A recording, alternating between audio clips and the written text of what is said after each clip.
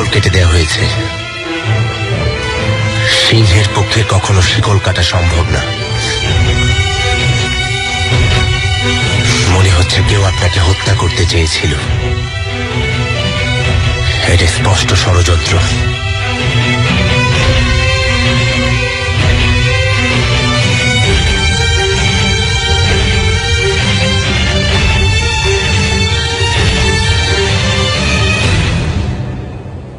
আমি বলেছিলাম,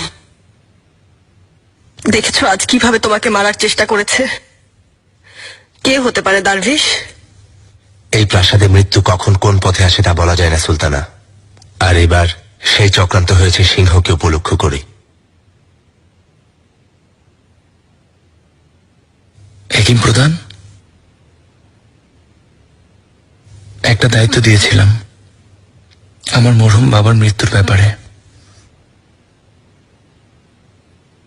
আমি ভালোভাবে তদন্ত করছি জাহাপনা, কিন্তু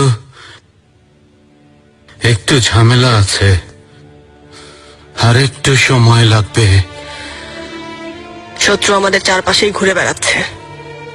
দারভিশ সময় মতো না পৌঁছালে কি ঘটতো বলো? সাফিয়ে সুলতান শাহজাদা মুস্তাফাকে আগে এই দুঃসংবাদ শোনাতেন, তারপর ওকে সিংহাসনে বসাতেন।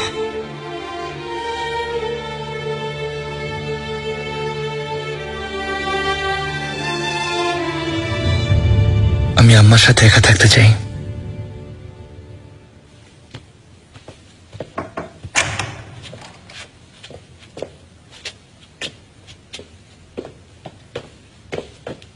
ঠিকই বলেছেন আম্মা।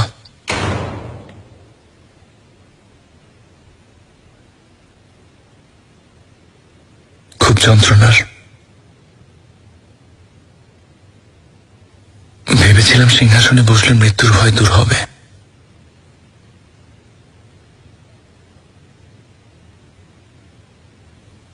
কিন্তু এখন আরো বেড়ে গেছে।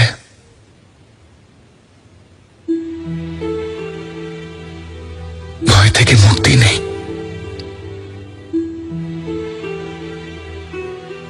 মনে হচ্ছে সিংহাসনে বসা আনন্দের নয়, বরং আতঙ্কের। আহমেদ,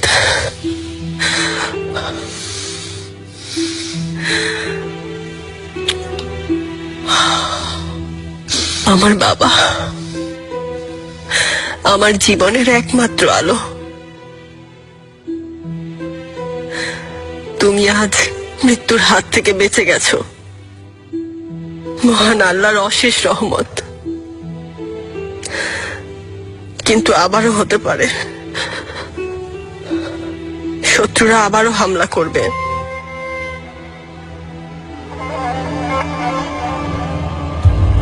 শত্রুকে ছাড় দিলে তোমাকে মেরে ফেলবে।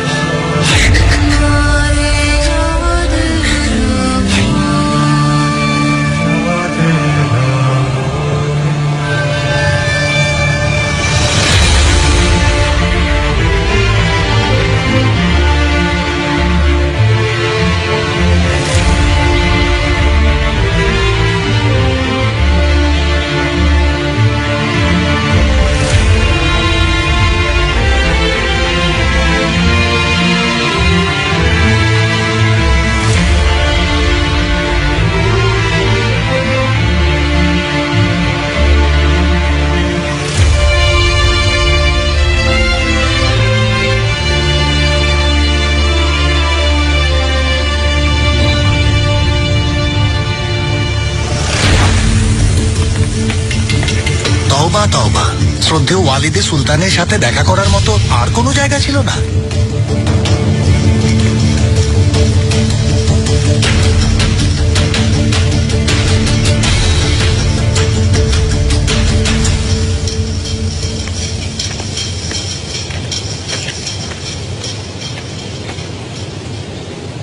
তুমি আমাকে ডেকেছিলে আহমেদ?